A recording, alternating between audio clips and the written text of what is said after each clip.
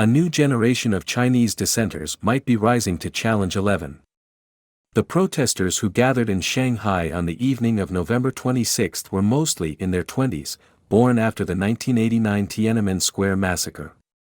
Their street chants were daring. Xi Jinping. A man in the crowd repeatedly shouted, naming China's leader. Step down. Came the reply. This is not normal for China, and it could be a glimpse of a rising generation of dissenters willing to test the limits of China's mighty police state. They face daunting obstacles. Protest in China unfolds almost every day. Workers, farmers, students and city dwellers have marched and shouted. Online fury breaks out, too, before it is quieted by censors. Yet the latest demonstrations saw both across multiple cities as anger boiled over at Mr. Xi's zero-COVID policy and its draconian lockdowns. Moreover, the demonstrations took on a political edge that went beyond just COVID-19. A student in Beijing, speaking out against China's stripping away of individual rights, stepped in front of a crowd and said, "We hope tomorrow's China doesn't become today's North Korea." Others held up sheets of blank white paper to protest China's ubiquitous censorship. By many accounts, those most outspoken in the street protests were university students and young people. Their action might have been sparked by the example of Peng Lifa, whose online name was Peng Zizhou. On October 13, in an act of singular courage, he unfurled banners on the Sitong overpass in Beijing that declared, "Say no to coronavirus testing, yes to livelihood. No to lockdown, yes to freedom. No to lies, yes to dignity. No to cultural revolution, yes to reform. No to great leader, yes to voting. Don't be a slave, be a citizen. Students strike, workers strike, remove the dictator and state thief Xi Jinping." Mr. Peng also emailed off a 23-page document titled "A Toolkit for the Removal of Xi Jinping." He was arrested and has not been seen since. But his act of defiance ricocheted across social media and resonated in the latest protests.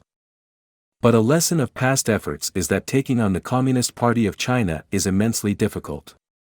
The dissident and Nobel Peace Prize laureate Liu Xiaobo, who led the drafting of Charter 08, a democracy manifesto, was sentenced to 11 years in prison in China and died there in 2017. A steadfast hardening of the party's grip, intolerant of calls for a more open and democratic system, has marked Mr. Xi's decade in power, now extended for another term and perhaps beyond. In addition to the legions of security services and a great firewall that closes off portions of the internet, China is the world's foremost digital surveillance state. In the latest demonstrations, the authorities used facial recognition, cell phone locations and informants to immediately identify those who took to the streets. Any new generation of dissidents will have to survive this dystopian security machine, determined to hunt them down and silence them. And yet, for a weekend, online protests managed to defy the censors. The report of an apartment building fire in Urumqi, in which 10 people died because of lockdown restrictions, triggered outrage across social media. Videos of street protests showed once again that social media can be a powerful accelerant to mobilize people. A younger generation will have to hone these skills to effectively challenge China's sophisticated digital dictatorship. The West can help them with internet circumvention tools and by supporting unfettered news and information channels such as Radio Free Asia, which saw record-breaking spikes in traffic for its Mandarin and Cantonese services during the protests. For Mr. Xi, the pandemic is a public health emergency, as it was in the United States, but no less a political one. China's party state can usually cope with a worker strike at a factory or a land dispute, by force if necessary. But no amount of force can extinguish the virus. The prolonged lockdowns, which initially were seen as a success because they reduced transmission and deaths, have infuriated all segments of society, not just the young. Politically, sticking with zero COVID will lead to more protest, yet opening too quickly will cause more suffering and illness in a Chinese population that is under-vaccinated. Mr. Xi is in a bind of his own making from which there is no easy exit.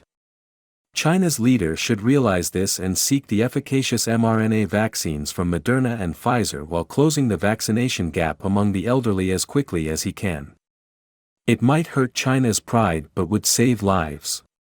Another valuable step would be to allow individuals to stay home when sick rather than corralling them into quarantine centers. Yet the events of the past month suggest that the world should not see Mr. Xi and the Communist Party as the only relevant actors in China. The people, too, have found ways to speak forcefully, suggesting that, just as zero COVID could not stamp out COVID-19, state repression cannot eliminate dissent and disagreement, only mask it until a spark ignites popular fury.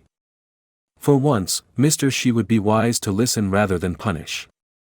14 years ago, the dissidents and intellectuals who initially signed Charter 08 wrote, "Together we can work for major changes in Chinese society and for the rapid establishment of a free, democratic, and constitutional country." Their hopes were dashed. If the pandemic gives rise to a new generation pursuing the same dreams, they ought to be prepared to scale forbidding cliffs, and the rest of the world should cheer them ever higher.